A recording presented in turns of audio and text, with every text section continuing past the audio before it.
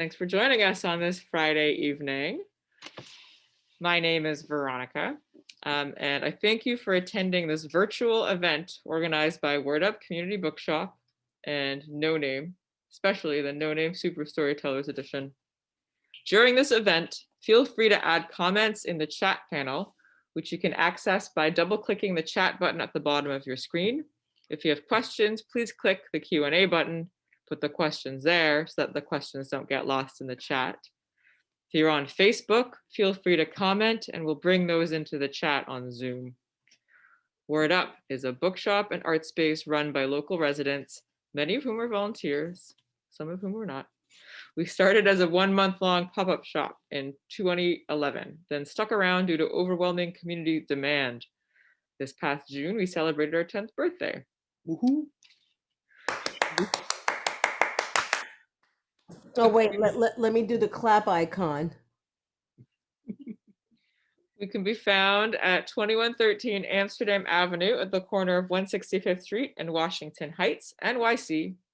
We host events for all ages, sell used and new books in English and Spanish, and you can check www.wordupbooks.com to shop and see the other virtual and outdoor events we've got going on. These days, we're open Tuesday to Friday, 12 to 6, and Saturday, 11 to 5. One of the things that we miss from our more in-person days is this very long-running beloved event that we used to have weekly at Word Up. The longest running weekly event at Word Up is this one, NoName. This is a sort of transformed version of that event. Just two people, an author conversation between the founder of NoName, Eric Vedder, and Michele Carlo, the author of Fish Out of Agua, and the co-curator, co-host of the monthly NoName Super Storyteller editions. I will let Eric give a little bit more about, share a little bit more about Michele's bio, and they'll have a whole conversation about all the things. But first, I will let you know that Eric Vedder, who's with me here, is the MC producer of NoName and a Bag of Chips, NYC's longest running comedy variety show. This flagship show, that flagship show spawned several other ongoing shows under the NoName umbrella, including a monthly showcase at Astoria Club, QED, and a weekly show at Word Up before lockdown. Then there was lockdown. Dubbed Where Performing Artists Go to Play, NoName's signature mix of up-and-coming talent alongside established headliners, most working out new material, has become a fixture in New York's comedy and storytelling scenes. Mr. Vedder is also the lead singer for the Summer Replacements, the Bag of Chips show's house band, available for parties so long as chips are served. I encourage everyone to stick around, not only for this reading and conversation that's coming up, but because we have a really, really special announcement at the end of this event that Eric and Michele will share more about. But it's something that has come about, I think, due to all of these years of community that that NoName has gathered around, and at Word Up in particular. So we're really excited about what's to come, and I will turn it over to Eric now. Excellent. Thank you, Veronica. It's weird to be doing this and hear a couple of people here hearing the applause. We want to thank you guys first and foremost for choosing to share your Friday night with us. Friday night in New York City is nowadays Friday night literally in New York City for most of us.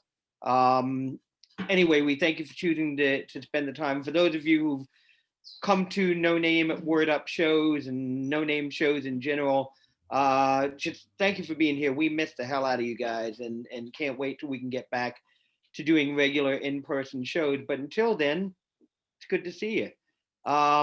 Very excited about this. We tried one of these this summer. We had an artist conversation with artist, novelist, graphic novelist Jerry Craft, and people seem to enjoy it. So we're back here again tonight, and we're tonight with one of my very favorite performers and people in New York. I've always had a special place in my heart for real New Yorkers, and this woman is exactly that, native of New York. She is the author of this fine book, which you can purchase through Word Up, by the way. Come down to the shop or order online. I hope I'm holding this up in a way that it can be seen. Yes. Fish out of, oh, I have confirmation. Fish Out of Agua, my life on neither side of the subway tracks. And this woman is not only the author of this, she's one of New York's finest storytellers, had been for a long time now. She's had a fascinating professional career as well, and we'll get into some of that stuff later on. But in the meantime, and I do have to note that she is also, as Vern mentioned, the primary curator and the co-host of our long-running Word Up series, NoName Super Story Party. Please say hello to our good friend Michele Carlo. Aw, thanks everybody. Oh man, hey, Michele, how you doing? I'm good. Are they actually people in the bookstore? Carolina's here, Gordon's here, Vern is here. Oh, cool. Hi, Carolina Gordon. Woo! Hola. Hola. I was wondering if La Otra was going to be there. I wonder what happened to her. One day we'll Someday. have them both in the same place at the same time. Anyway, so let me ask you this: how you doing with the pandemic? Being an artist in pandemic time, how you doing? Well, it's gotten, I don't want to say better, but it's changed because like lately I kind of feel like it's almost like the before times. Like for example, I have a show right now at the Crane Theater, Frigid, New York's Gotham Storytelling Festival, and I did my show there. I have an encore performance tomorrow night, which I'm sure we'll get to in a little bit. But I've been actually going and supporting my fellow storytelling humans there. And last week I went to see a show. My boyfriend Boppy met me, and then we went to do another show, which we just missed because it ended early. But then we're like, oh no, we can still hang out. Another friend of ours was in at this art opening, and we could all go. So it's like, oh my God, it was like one of those East Village nights. You know what I mean? Like, and we were gonna go to this opening, but then it closed, and then we went home. But it's still, it even though it was like early, it was like 10 o'clock before when we got back on the F to go back to Brooklyn, but it still felt like it was almost like the before times. So, I'm performing all weekend. I'm doing this tonight. I'm doing What a Difference, my new solo show tomorrow. I'm performing with Gather New York City on Sunday. So it's a jam-packed weekend. I mean, I don't know when the next gig is, but this week's pretty damn good. We know. I think it's kind of exciting at this point too. In some ways, we're getting little dribs and drabs, a little taste of it, and it kind of makes you a little thirsty to get some more of this going on, But I don't know about you right now. I'm just thankful for anything that connects to normalcy, and I know it's not normal. If there's ever going to be normal, it ain't going to be that right now. But still, just a little bit of like reconnecting with some of what we are that we haven't been able to be for a while, Listen, I was on the F train earlier this week, and it wasn't late. It was like maybe 9. Uh-huh. Yeah, because I was in rehearsal for another. I got casted in another show that's going to be that's going to be running on the holidays. We can talk about that later. But I went to my first rehearsal. Oh, last night. Last night was Thursday. So I'm taking the F train. It's maybe like it's a little bit earlier than that. It's like 8:30, and it was like almost packed normal. You know what I mean? Like I'm gonna say like 80% packed, so people are out. People are starting to go out again. It's not like it was last year at this time when like nobody was on the freaking train. Like I remember I would go up to the Bronx. Remember that experience the first time you had a whole subway car to yourself? I'm like, wow, this is. I know, it was like so weird. I remember going up to the Bronx to see my mom and my brother, and like, well, in the Bronx there were people on the train because duh, that's where all the essential workers were living, right? But I live in privileged slope, right? So like in Brooklyn and in certain neighborhoods in Manhattan, the train would be like mad empty until like a certain point, and then it would start filling up. But so listen, let's cut to the chase. The official reading for this event. You are a wonderful author of a wonderful memoir, the aforementioned Fish Out of Agua. Uh, Woo! talk to me about this book. How did this come about? Did you decide to write it? Did someone approach you? What's the story? Well, Kind of story. after years of being one of like the New York City like underground performers from the alternative comedy performance scene of the late 90s and the early 2000s on the Lower East Side, the heyday, which had basically from Houston to Delancey, Allen to Essex, there were maybe like 15 performance spaces in that place. I Yeah. won't bore you by naming them all now, but the predominant ones that I was connected with was Surf Reality and Collective Unconscious, which were around the corner from each other. And I came up in that scene along with a lot of people that have gone on to prominence and some that have gone on to obscurity. But And in some of them deservedly so. You could see that. yeah. And well, you know what? Yeah. I was thinking, well, maybe the people don't deserve Ain't it. gotta But be polite. We didn't name I'm names. We're thinking good. I'm thinking about a couple, and I'm like, yeah, you went home. It was good that you went home. So in the early aughts, I discovered storytelling, the moth specifically, which is now this huge thing. It's Yeah. like multinational. It's just huge. There's no bigger storytelling thing in the United States now than the moth. And I'm sure there are people that do traditional storytelling that would beg to differ, but I'm like, the moth got you beat. Um, so I was in a solo performance workshop and writing a solo show, and my teacher, which it was Kirsten Ames, who used to do the talent scouting for the Aspen Comedy Festival for HBO back in the day. Yeah. Um, I was in her class. It was a fantastic class. Like Lisa Lampanelli was in the class. There were there were a bunch of people in that class. Oh, I was Sophia. No, I don't think Sophia was in that class, but Lisa was definitely in that class. And I was having trouble being myself as a character. Like I could do a character. Like I had been the Lower East Side's one and only Latin lady with stuff on her head, Carmen Mofongo. Don't think I forgot. We're gonna get back to that. For years. I had done that for years, you know? Oh, And but I was having trouble being like Michelle, like my actual self on stage. yeah. So Kirsten recommended that I go to the mall. She said it's storytelling. It's like a slam, like a poetry slam, only it's just real people, regular people telling stories about their life. And Yeah. she said you should go and you should watch it a few times before you try it.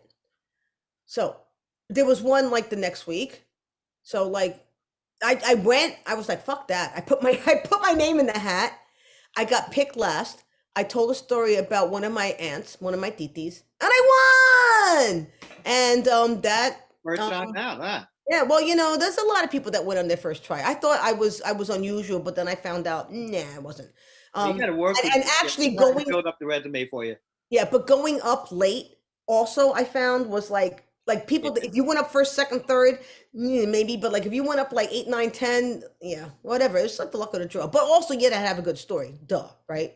So I started being a regular there. And I started, going all the time, every month. At that time, it was only once a month at the Nuyorican Poets Cafe, Yeah. and which is on Third Street between Avenue B and C, and that's a hallowed institution that was founded by oh God, oh Miguel Algarin, who may his soul rest in peace. He's newly deceased, and a bunch of other people. And that building is still there today because they had the foresight to buy it. But back in the aughts, it was the home of the Moth until the Moth got too big for it. So I went to the Moth all the time, and after a couple of years, I had told maybe like 20 stories, I'm gonna say. And like I had been in a couple of their grand slams. I had told story on their main stage, and people used to say to me, "Well, when are you gonna write a book?" And I was like, I don't know. I don't know." But then I just, changes in my life happened, and I decided, well, maybe I should write a book. And then two important things happened, Derek. One was at the end of 2007, I quit smoking cigarettes.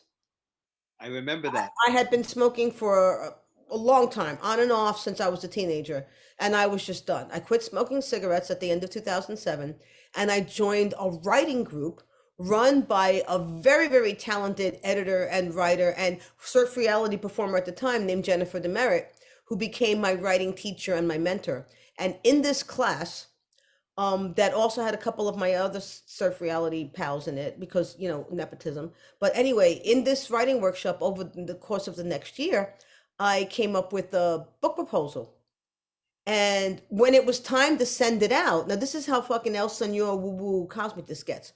When it was time to send it out, I had someone to send it out to. Want to know how? Ask me how. How? In 2006, yeah, maybe, I was helping a friend, Jennifer Glick, do one of her first solo monologues. I think she was doing it at the old pit space. And we were rehearsing at her office after hours, which was in the West 30s. I think it was next to that famous steakhouse called Keen's on West 36th Street, right off of 5th Avenue, 6th Avenue. So anyway, we took a break to go smoke because we were still smoking cigarettes. And walking down the block came a woman that we had known, a stand-up comedian and poet from Surf Reality, named Janet Rosen. And we hadn't seen her for a while because she wasn't coming, Surf had closed in 2003. So, people didn't see each other so much anymore. And she was just happened to be walking down the street. Oh, hi, how are you? Blah, blah, blah, but like catching up. So she asked us what we're doing, and Jennifer says what she's doing. And I say that I've been doing storytelling at the Moth and it's been going great, blah, blah, blah. And she said, well, did you ever think of writing a book? And I was like, no, I'll write a book. And then she hands me her card and she says, I've become a literary agent. I work with a very small agency, but it's legit. If you ever change your mind, give me a call. So it's 2008 and I have a book proposal and I'm like, wow, my God, I said, wait, Janet, oh my God. So I'm tearing apart my apartment looking for this friggin' card and I find it. And I had social media by that point. You didn't need the card.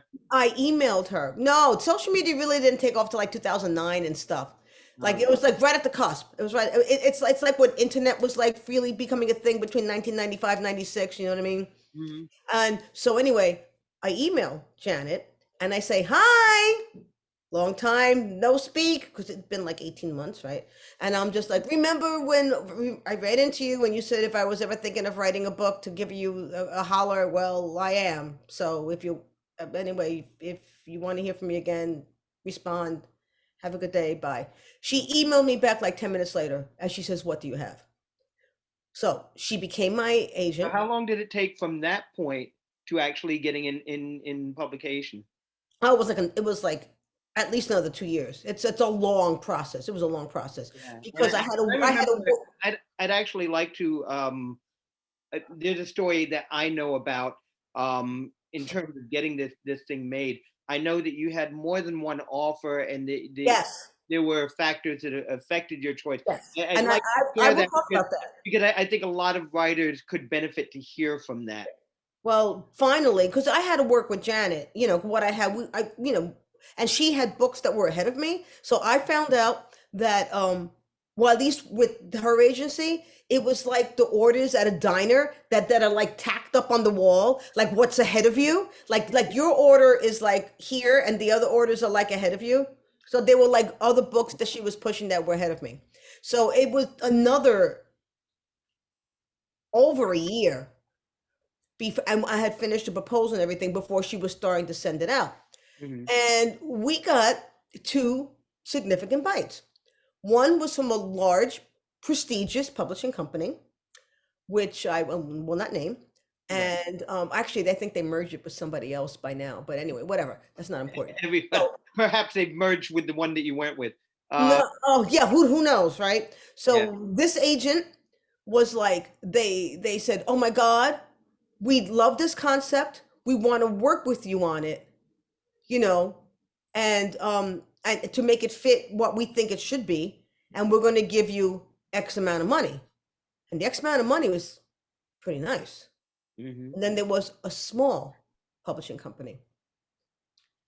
And the agent at this smaller publishing company said, Michelle, this book needs to be out. I don't want to change what you want to do, but I want to help you make it what I think it can be. Mhm. And they offered me a quarter of what the other people offered. So I had a dilemma. Right. Do I go with where they're going to offer me money? I'm not life-changing money, but money. Yeah. But not see my vision most likely achieved, Now, because they were like, how- yo, this is a starting point. We'll work with you to make this what we think will be, whatever.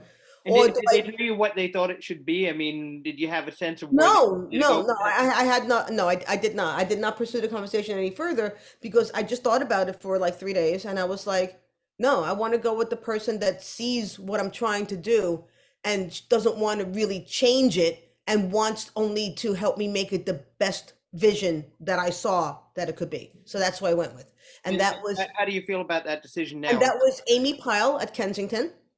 And at Citadel, Kensington, Amy Pyle. Amy, who now doesn't live in New York anymore. She's retired from editing. I think she lives in Los Angeles now. She has 2 kids. So, oh my God, my heart, Amy, my heart, my heart. Yeah, she fulfilled that. She really helped me be the best I could be. And I have to say that Fish Out of Agua is exactly the book that I meant and wanted to write at the time. Would you offer any advice to aspiring writers in a similar circumstance? Um, No, because you have to go with what you think is right. Everybody is different. Everything is different. I don't know. Maybe if I would have went with the bigger money, who knows? That agent could have like, but you know what? You never know what's going to happen. See, I say everything is meant to Yeah. be because I ran into Janet when and then I had her there like in the bank when I had something. And then I had Amy, who was literally the best possible editor for me. Mhm. Like she really, really, really worked so hard with me. She was amazing. She really pushed me and prodded me and like smacked me into like being not being like she pushed me. She Did you did. see a personal injury lawyer about that? That sounds Um, really painful. no, she was taller than me. Well, you got to take that into account. But, Listen, a lot of things at this happen. point, can I ask you this? Wait, can I mention one thing? A lot of things happen in publishing. Yeah. Like for all I know, I could have accepted the big money offer, Right. and that editor who had brought me in could have left or been laid off or something, and then somebody else would have been like, well, I don't want this book, and then blah, blah, blah, blah, blah. I mean, that could have happened at the place where I went also, but it didn't. It's funny that you bring that up because actually, actually, Are we getting heckled? hmm, Are we getting no, heckled? I thought I heard somebody yell something out. yeah, I did too. I couldn't. Security here has gotten lax during pandemic. Oh yeah, I know. But but here's the thing: our last guest, Jerry Kraft, actually had stories akin to what you're just describing. The places that were interested and whining and dining him or whatever, and then there's a change in management, and it's like, oh well, that's all right. We'll get back to you. Yeah, So right. We don't want you this. kind of lucked out on that. Let me ask you this: Could you? We'd like to sell a couple of books and what have you. Could you share a little sample of the book? Oh, yes. And this is a very special edition. This is the original from 2011, and I've had this for 10 years, and I've always carried this when I did a reading. It's so dog-eared, like pages are falling out. And look, I have a Post-it because I came prepared to hold the place. So, since this interview was like about me and my story and my stories, I thought that I would read one of the early stories in the book, and I'm just going to excerpt from it. And it's about my father, and it's about growing up in Spanish Harlem in the 1940s. Hi, Dad. Okay, bear with me for a second because I don't want this to be over long. So I want to make sure that I have. Oh, it's way too late to start worrying about that. ¿Qué dice señor pavo? Guble, guble, guble. Mañana es el día por la gracias. Guble, guble, guble. What does Mr. Turkey say? Gobble, gobble, gobble. Tomorrow is Thanksgiving Day. Gobble, gobble, gobble.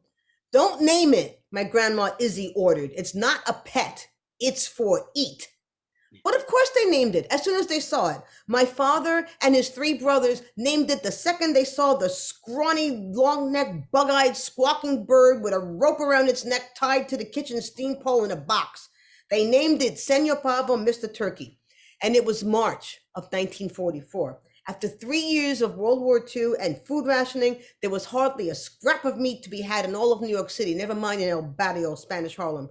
But on one still frozen morning in a second floor railroad apartment on East 106th Street between Park and Madison Avenues, there did appear, alive and intact, young Turkey Pullet. Now, my grandpa was one of those wardens. You know, he's a blackout warden, one of the guardians that used to like roam the streets with a flashlight, making sure that everyone had their blackout curtains drawn. And somehow, you know, there was another advantage of being basically alone in the streets at night, right? So, something that I think kind of crossed my grandfather's mind when he accepted this job. So as this one March night edged through gray dawn, either in some nameless back alley or perhaps even smack in the middle of Madison Avenue, a live turkey pullet somehow fell off the back of a truck and into my grandfather's arms. And everybody was ecstatic because, you know, my dad's family are like Mayflower Puerto Ricans. And I say this because they came to New York way before the big diaspora. My grandfather and grandmother came to New York as teenage newlyweds in 1928. And, you know, in the ensuing time, there was multiple pregnancies, there was poverty, there was racism, there was constantly being told because they moved into what's now Spanish Harlem, but then they were like among the pioneers that moved into that neighborhood. And I remember my grandmother telling me constantly that the people from the buildings, the descendants of like Irish, Italian, and Jewish immigrants would tell her to go back to her country, to which she would say, Mira, I am citizen. This is my country. You get out. So, you know, and like people were hungry. They had basically been eating, it's just a war going on. They've been eating like rice and beans for years and everyone was tired of it. So now they had a chance to have turkey. And basically it was my father was like 12. His brothers were like 11, 8 and 7. And basically they spent all their time feeding this turkey. Like, and they would work. They would get up at 6 o'clock in the morning.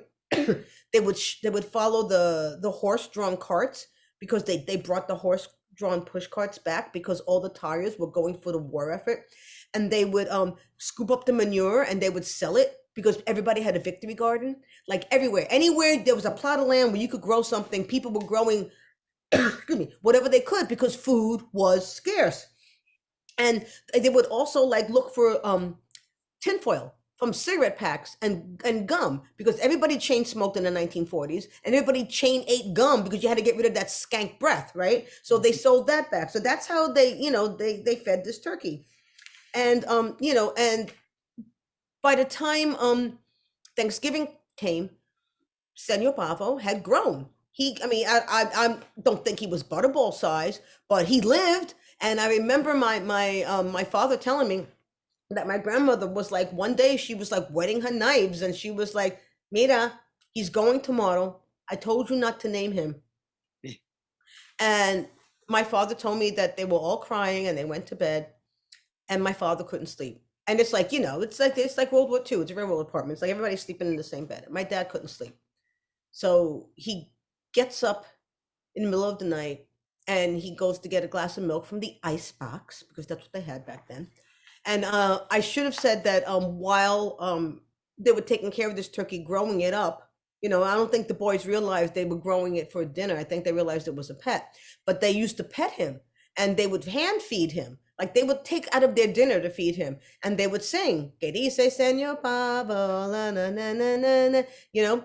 And like my father told me that this turkey, if he saw my father or one of his brothers, the turkey would go, "Ooh, ooh, ooh," And if you saw my grandmother, he'd try to bite her. So there you see the relationship. And so my father wakes up in the middle of the night, he can't sleep, and he goes to the icebox to get a glass of milk, and he sees the turkey, in his box. He didn't have to be tied anymore. He didn't go away. He was in his box. And my father told me he bent down to pet this turkey one more time, and he started singing it. Que dice Señor Pavo, guble, guble, guble, mañana es el día por las gracias. 5 minutes later, my father brushed the leaves off of his bare feet before he climbed back into bed. When the morning came, my grandmother went into the kitchen with her knives, found the rope coiled and the turkey gone, and she started screaming. It was like Hurricane Izzy. She was like, she took the plancha, the iron cord, and she's like, bah, bah, bah, bah, bah, bah, bah, bah, bah, where is my turkey? Where is my turkey? And then my grandfather came home from his shift, and he was just like, well, we don't got a turkey. What are you gonna do, Izzy? He's like, make an extra pot of rice and beans and save some for those poor starving kids downstairs.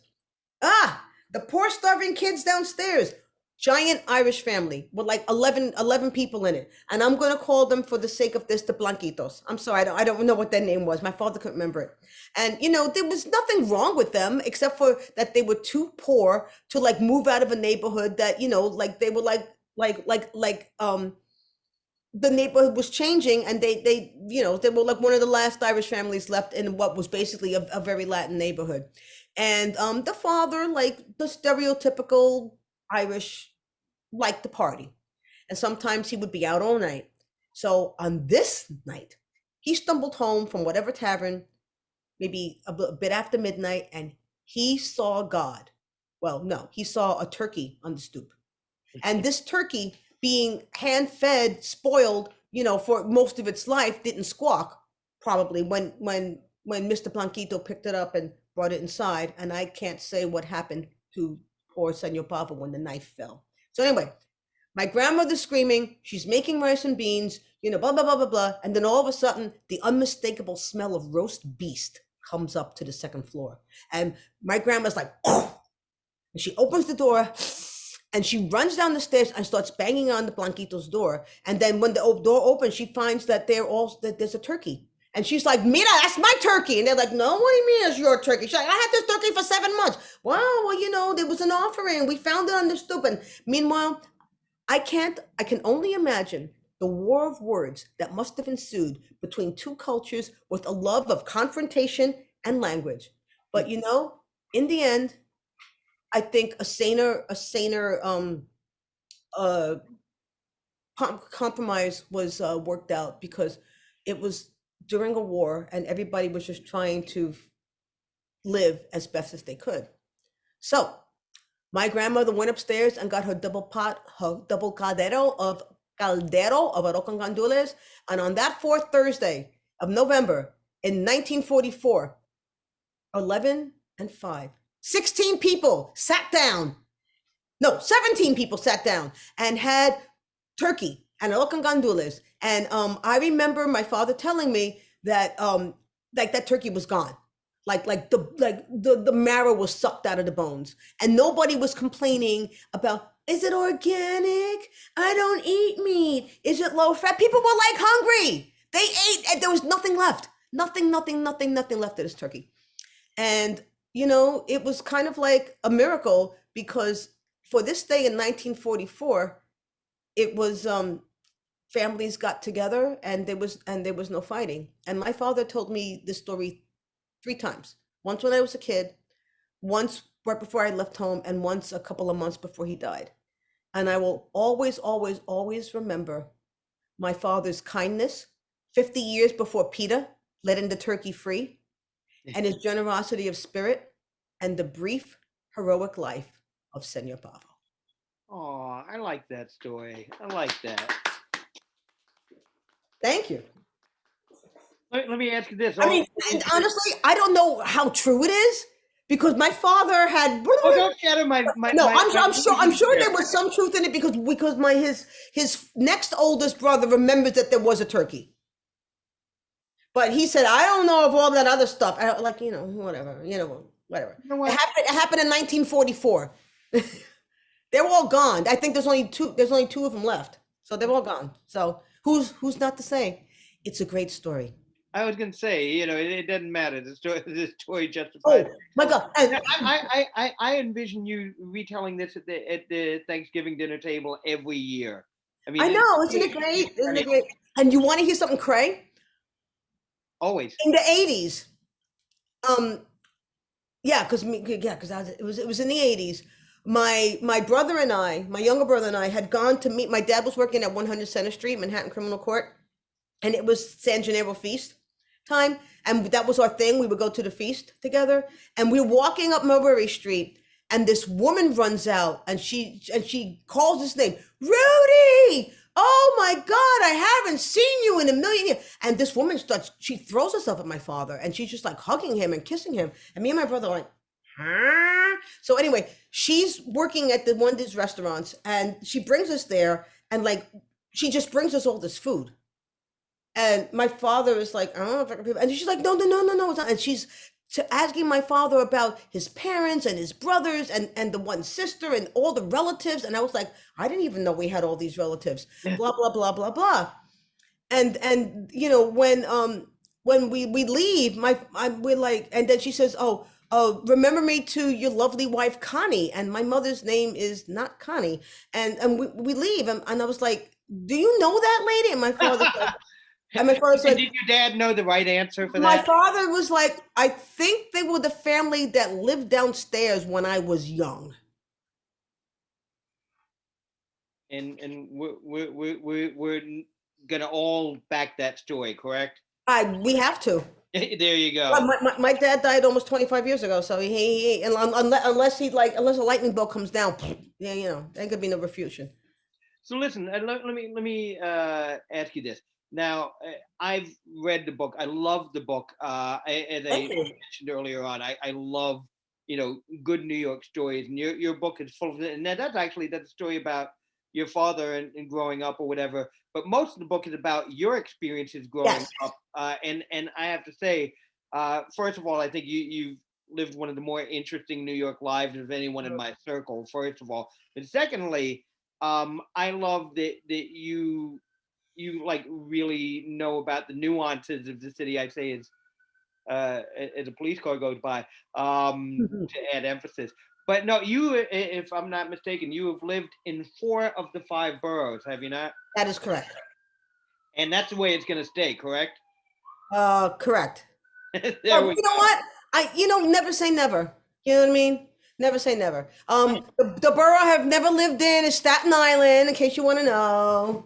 Yeah. Okay, so now is that just a matter of circumstance or a matter of choice? It's a matter of circumstance. Yeah. Okay. No, honestly, it's just a matter of circumstance. And I don't know. Sometimes where you have lived. Now you were born in the Heights. I was born in the Heights. Yes. My grandparents had moved to the Heights in the 50s. They moved out of Spanish Harlem. My mom's family had moved out of Spanish Harlem. And I was born at what used to be called Columbia Presbyterian, which is now New York Presbyterian. Yeah, why? Hospital, 168th and Broadway. And my grandparents lived on 157th and Broadway. And there were times when I think things were rough with them, like with my dad getting like steady work and stuff around the time I was born back in the 20th century. So sometimes we lived with my grandparents, and my mom was hospitalized for a while when I was very young. So I did live with my grandparents, me and my brother, for the better part of a year. But then we moved to the Bronx because they thought the Bronx was safer. Now, let me ask you this way: how radical a difference was that neighborhood compared to your first neighborhood? Well, I was like 5 going on 6 when I moved to the Bronx, so like I can't really tell anything, So basically, like, it's like school age through college and a couple of years after that I lived in the Bronx. And we didn't live in the South. We had lived in the South Bronx like for a little while, but then the apartment started burning, and then we moved to like the Northeast Bronx by Westchester Square because I went to Lehman High School, and it was what I would call a Catholic neighborhood. Like there was Italian, Irish, Polish, Greek, German, whatever. It was like working class, very working class. Like no one's dad wore a suit to work. It was very working class. It was a mixture of tenement buildings and some what we call private houses. You know what I mean? Yeah. And we lived by the L, so the tenements, the 5 and 6 story brick double buildings that were walk ups with no elevators, and you know when you're getting hot water, they were all basically near the L, the 6 train, and the further Towards the, the end of the line, isn't it? yeah, it is. It's like 4 stops from the end, and you know the further away you got from the L, that's when you started getting the private houses, and yeah, basically my family was the pioneers. I remember that we were like probably the first, we were definitely the first Puerto Rican family to move in the building, and probably one of the first in the entire neighborhood. And I remember my father telling the squat, balding men with skinny cigars clenched in their teeth that congregated in front of the corner candy store that had like the moldy candy. Yeah. That we came from the Italian part of Puerto Rico. And it had that fly. And well, I asked him why. He said that because even though I was like what 8 years old or something, I was like, it's no Italian part of Puerto Rico. It's Puerto Rico. And he said, well, little girl, so the neighbors don't burn garbage in front of our door. The way the Italians used to do to my family when I was growing up in Spanish Harlem. So there you are. Yeah. So how long were you in the Bronx? 21 years, almost 22 years. I'm like, you know, when I was in high school, there was kill white, there was race riots galore. There was kill whitey day and kill black and Puerto Rican day, and I got my ass kicked all the time because no one could tell what the fuck I was. But oops, I said F, sorry. But you know, that's a I love it. There's a wonderful story about that in your book, and it's one of my favorite stories. yeah, because I got to see I got a ticket to see Led Zeppelin. You know, because it was great. You got to buy the book for that, and I could say that about a lot of the stories in the book. But what I love about that is that you're the first person I ever heard speak about that. And I knew about Kill Whitey Day because when I was in high school, roughly the same time. Yeah, you're just a little younger than me. One day. He's younger than me, people. I'm the vieja here. When one year when I was in high school, someone asked me, "You're not going to school tomorrow, are you?" And I said, "Yeah, I think I am. Why?" Yeah. It was Kill Whitey Day, and I had not heard of that. And that was a little alarming to me because the high school I went to, I was one of 3 white people in the entire high school. Oh my gosh. Yeah, so I was like, it would have been easy to find. This is what I'm saying. There's no hiding on that. And you know, I was probably the most senior of them, so I probably would have been the favorite target. But as it turned out, that didn't materialize. They were not celebrating it at my high school, so I was very thankful because that would have been. Did you go to where'd you go? George Washington? Where'd you go? No, you went to a fancy Catholic high school. I was in the Bronx too. Yeah, you went to a fancy Catholic high school. Like you went to Rice? No. No, it was Lutheran high school. Our Savior Lutheran. Oh, okay. Williamsbridge Road and Morris Park Avenue. Oh, I know that neighborhood. By Laguna Park. You know, and it was one of those things that it was the high school.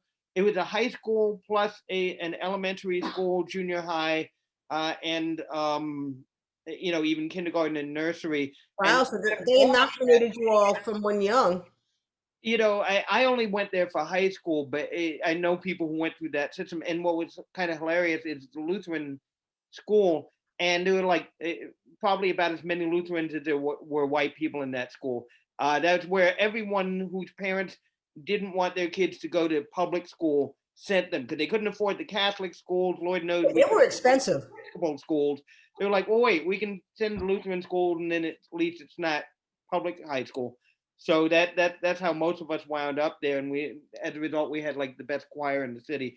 But anyway, so all right, so how old were you when you got out of the Bronx? Huh?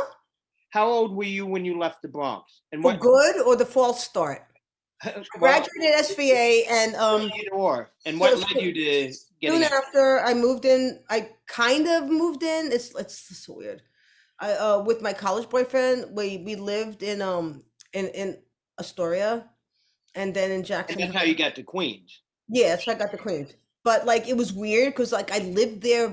I went home like 2 days a week, and don't ask me. I was like I was a mess. I shouldn't have been doing anything with anybody in my 20s. Ugh, I was such a fucking mess.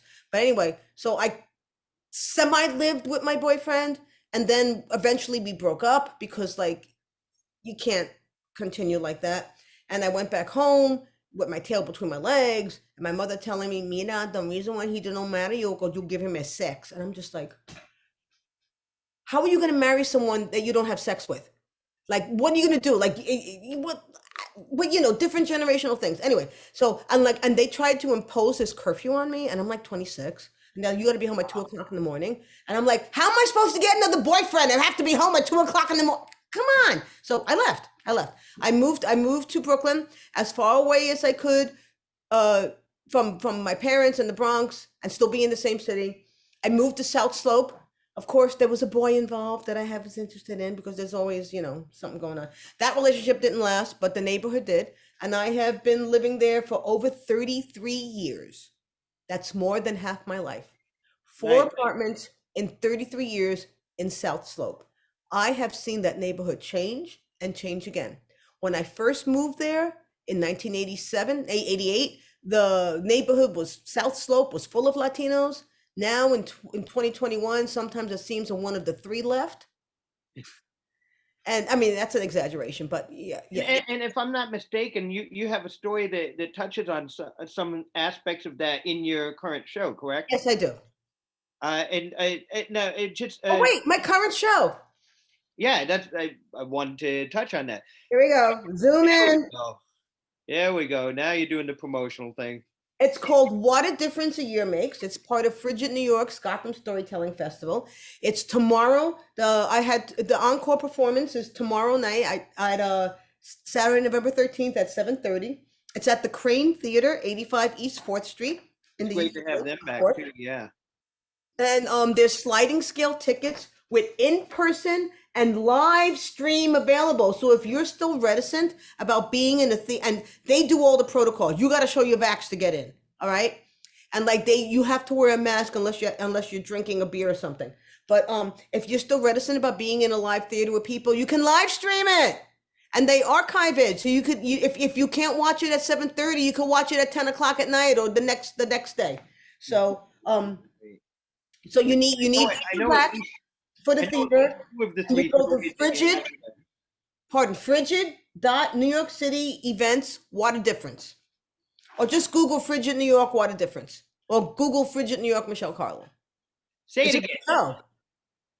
It's about coño, it's about this time of coño carajo and other times that my life got derailed. And And where it's funny. I want to reinforce the tickets and the live stream again. Give that address again. Okay, it's sliding scale, so you could pay zero. You can pay the full price. I think it starts at 20 for in person and 15 for the live stream.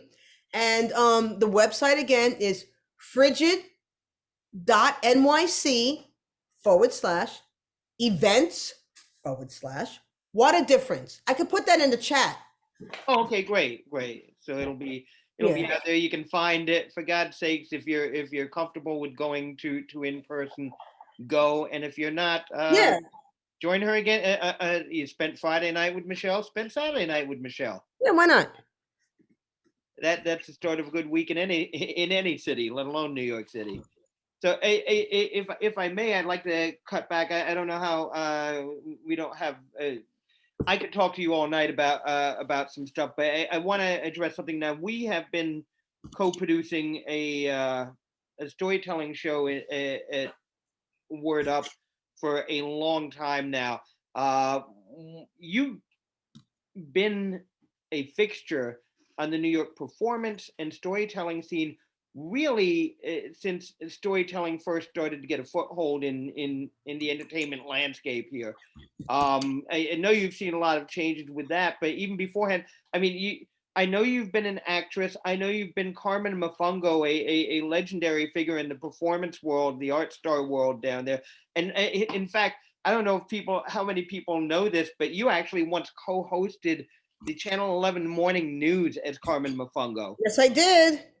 I did a lot of stuff as Carmen Mafungo. I was a performance artist and a burlesque MC for a long time. And I performed at venues too numerous and sometimes too torturous to mention. Yeah,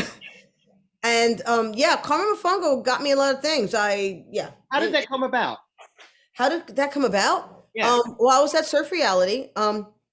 In 1997, I was having this like little burgeoning, emergent, like independent actor career in the mid 90s. I decided to become a performer when I was 35.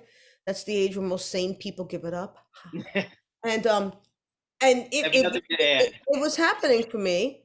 And then my father died suddenly in 1997, and I was in a bad car accident on the way to his funeral, which left me with a scar and a crooked smile because I have nerve damage, and braces that I wore for 2 years. So that was the end of my acting career because people weren't as inclusive then as they are now. And I was even getting riffed for having freckles, but anyway, that's another story. But the outlet that I was left to me was one that a good friend of mine from that had been in my improv classes at Gotham City Improv, Jessica Wood, lives in LA now, great comedian. She had told me about a performance space called Surf Reality on the Lower East Side, and that I should go to the open mic on Sundays because it was fantastic. It was different, and I didn't want to do it because like I had done a comedy thing a couple of times and it was awful. Like I begged friends, like a bringer show. You beg friends to pay money, they buy drinks, and then I was bad. But then one time I was humiliated, like heckled off the stage by the comedy club owner. Oh man. You know, like that said pejorative, horrible. Can I ask which one do you want to keep that secret? No. Figure it out. Who was the big misogynist? Oh, you got to give me more information than that. Anyway, so like I swore I was never do that again, and I went to Surf Reality, and like it was weird. There was like freaky ass people there, man. But like you know, a couple of times, yeah, it was freaky ass people. But you know, after my accident, there was nothing else left for me, so I went, and I became one of the freaks, and I decided that I wanted to do because I saw a lot of people doing performance art, like Champagne Jerry, you know, who Neil Medlin and a bunch of other people. Oh God, what the fuck's his name? Uncle Jimmy's Dirty Basement, and Matt Mittler, who went on to form Zaki, the Fools Theater, and like so many wonderful people that I saw, and I was like, I want to do some kind of performance thing. Let me ask you this. What's the weirdest thing you ever saw in all that? And I know it's probably hard to select one, but what's the oddest thing you ever saw in the scene back in the day? Well, I'll tell you what I saw the first night that I went. One of the first nights that I went, I saw a young woman sit on the floor that was the stage and expel first an onion and then a fully wrapped Butterfinger bar out of her vagina, while another young man stood silently next to her and painted his penis purple. So pretty much just another night at NoName. Yeah, well, you know, my friend was right. It was different, right? But, you know. Hey, you know, I became a freak. I started spanking people on stage. Woohoo! But I became the performance artist Carmen Mafungo.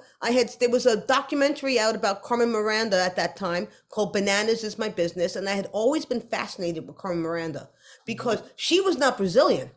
She was from Portugal. Her family emigrated to Brazil when she was a small child, but yet she went on to embody the whole cultural zeitgeist of that country. I mean, even though she appropriated, you know, like the dress and manners of the Afro-Brazilians, but nobody cared because she was just so lovable and so talented. She transcended everything. And she just became a goodwill ambassador. And she went on to become the highest paid Broadway star in America during World War II. Yeah. And then she went to a bad end because she, after the war, you know, taste change. She wasn't as, you know, that her type of thing wasn't as popular, and she encountered a lot of misogyny, specifically from a couple of people who tried to intentionally derail her in films, and she ended up dying of a heart attack at the age of 55. And I thought, you know, what if I brought back that spirit only as a Puerto Rican from the Bronx. And my ex-husband, the artist known as Gothic Hangman, made hats for me, and I went on to become a thing. No, it was good. I had a following. I got amazing. press. I mean, you know, I was more famous as Carmen than I am now. I mean, But you know, I mean, what who you fuck gotta do is you gotta famous? Who start wants wearing to be hats famous? again. Because I remember, I mean, there were too many to really select one. But my personal favorite, if I had to select one, you had this one with a plastic pig with wings that Oh yeah, when flew pigs in a fly. circle around your hat. You clicked it on, and while you're on stage doing your set, you've got a flying pig going around the top of your Yeah, hat. oh, the hats were amazing. If you Google Karma Fungo and my name, you'll find a lot of them. My favorite was the functional bong hat. Oh, I believe I missed that. The functional bong hat. Mm-hmm. Mm-hmm. You know, I believe that speaks for itself. Yeah. So where did this take you? I mean, obviously it took you to Channel 11's morning news. Well, How I was don't know. I did a lot of things, and then when I started storytelling, it kind of like, and well, I was actually doing storytelling and burlesque at the same time I recall that. for a number of years, So and what, I don't know. what led Oh, you to you know what made me really retire her? I mean, I actually am in a PBS documentary that came out in the like 2013 or 14 called, and it won an Emmy. I mean, not because of me, but it won an Emmy. It was called Latino Americans of New York and New Jersey, and I was in a lot of it. But in 2013, I had to move suddenly from where I had been living, and I just packed up everything in trunks, and I haven't opened them. I mean, I did do some in 2014 because I remember I performed at a good friend's 40th birthday party, Mhm. and I did bring it back. Jeff Rose, another friend of NoName, he did a show called "I Have a Crazy Idea" I remember. in the late teens up at I think it was the Branded Saloon in Prospect Heights. Yeah. And the theme of the show was I have a crazy idea to wear a costume, and he asked me if I would bring it back for one night, and I did. But whatever. Things change. Like you do things for a while, and then you do other things. I'm not saying I would never bring it back. I mean, I either hosted or marched in the Mermaid Parade for like 16 years straight. But you do things, and then you do other things. So was like that it was just its time had passed, or was the storytelling drawing you more, Well, getting more of your attention? when the book came out, I was more into doing book things. Mm-hmm. You know what I mean? And then I also wanted to try to have like a solo theater things going on. Uh-huh. And then they were in the trunks. And then after a while, it's like, oh, I have to open the trunk. So, well, yeah, Well, you never know. I could open the trunk and bring it out tomorrow. Mm-hmm. I wonder if the pig hat is. Some of those hats just fell apart. Yeah, well, they were more or less built for the show or two that they were being featured in. Some of Yeah. them. But I will say that Karma Fungo and the Lower East Side performance scene have a big part in what a difference a year makes. So, if you're interested in learning more about that scene, come.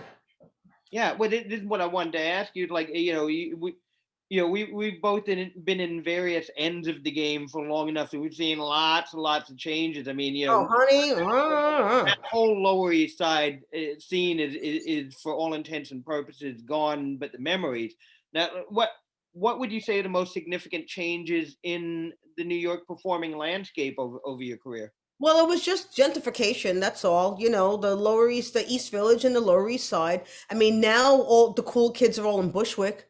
I mean, they were in Williamsburg too, but the Williamsburg that changed over like mad quick.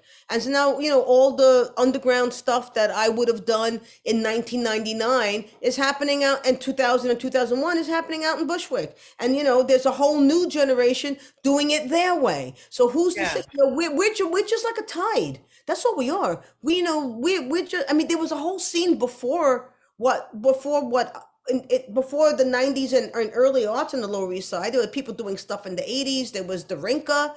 There was a big spot. There was 8BC, and then before in the 70s, and then there was going back to the Living Theater and Judith Molina, and even before then into the 40s with the beats and the abstract. So and then in the 20s there's Dada, and there's Well, you know, it's all in the DNA. If you know what's going on, you know, everyone thinks it was their idea, but you can look and you can see how we got to this point. We're just the artists. We're the artists of the time. And, you know, we live whatever lifespan that we have and we do our work. And then, you know, other people intersect with us like a Venn diagram, you know. You know what? I'm going to use that point to intersect away from there for a moment, or to offer an idea about a continuation. We're very excited tonight. We want to make a mention of the fact that we've got some that applause for. Can I say one thing? Let me say one thing before you say that. Sure, okay, sure. So for the past, have we been doing this for 10 years? Yeah. Okay. So Eric and I mean, I started doing NoName, you know, I met Eric as Carmen. So it was a long time ago. I don't think it's quite 20 years, but it's pretty close. And I performed with him at venues too numerous and sometimes too torturous to mention, like that infamous place in Times Square. Oh my God. Well, anyway, when Word Up had their pop-up, we decided that we were going to collaborate and do a storytelling show. We called it NoName Super Storytellers at first. And then when Word Up moved to its current place, we were doing it like every single month. We've had every single storyteller that we could get. And it morphed into something called Super Story Party. But we have we haven't been able to do it. Our last show was March 3rd, 2020. And we also had a very interesting and unique singular person frequent our show, who is now no longer with us. And that leads us to Eric's part of this. Well, that's all I was going to say. No. Here's the deal. We're very excited. We can't reveal all the details yet, but all of you storytellers and aspiring storytellers out there, we want to tell you to do this. Mark down the date, December 1st. On December 1st, we have a very exciting announcement. I won't go into the whole thing right now. It involves a memorial award for the person she referenced. Eugene Rosenberg used to hang out with us at our show regularly.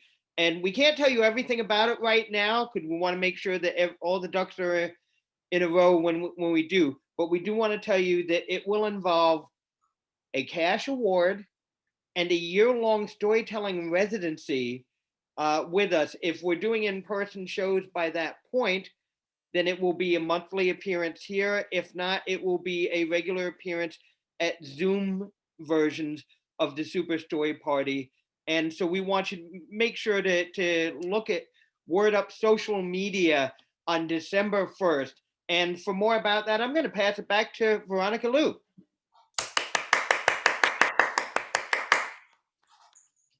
Word Up Books. On Instagram, we're at Word Up Books. On Facebook, we're facebook.com/Word Up Books. Check one of those two places on December 1st to get all of the details and to find out how to apply. It's going to be cool. It's going to be a mad, awesome opportunity for someone who either has wanted to break into storytelling or someone that just wants to have the opportunity to learn and to perfect themselves. And if I can, I'd just like to add that for whoever winds up being named the winner, you'll be performing, if you know the lineups that we presented as part of the Super Story Party, some of the best storytellers, not only in the city, but folks who are in town visiting or whatever come through. So, you'll be mixing in good company as well, is my point. Okay, that's all. Yeah. And I think that, it's great to have this come at the end of, Michele going further back into history of to where, all of these scenes have converged and overlapped and how they're all really part of this like long trajectory, this history. Yeah. Part of the impetus of this this residency, this fellowship, whatever you want to call it, is to sort of pay it forward, carry it forward, and make sure that there's support for future. Yeah, for those who come after. Respect for those who came before and assistance for those who come after. Yeah. That's what I'm from. Each one teach one. It's like a ladder. You hold your hand up you know, to get support from above, and you hold your hand down to bring the person behind you up. Absolutely. That's the way I try to live my life. I mean, whatevs. Mhm. And so, yeah, we look forward to announcing it December 1st on Instagram and Facebook, wordupbooks.com. I mean, Word Up Books. We'll also have it probably on our website, wordupbooks.com. You can also sign up for our mailing list.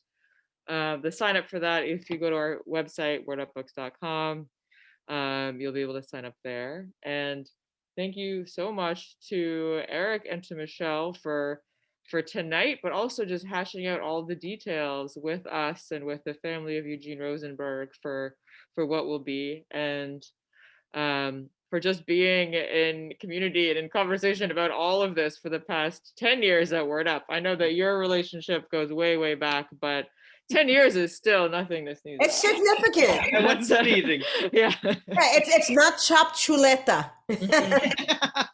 Well, thank you, Vern, for hosting us, and thank you for giving us this opportunity. Thank you for allowing me a platform to blah blah blah blah blah blah blah, Oh, miss you guys. It was and to get to hang with Eric. I miss you. And Oh, I miss you both. I miss the bookstore. I miss doing Super Story Party. but you know what? If we I can miss dance break.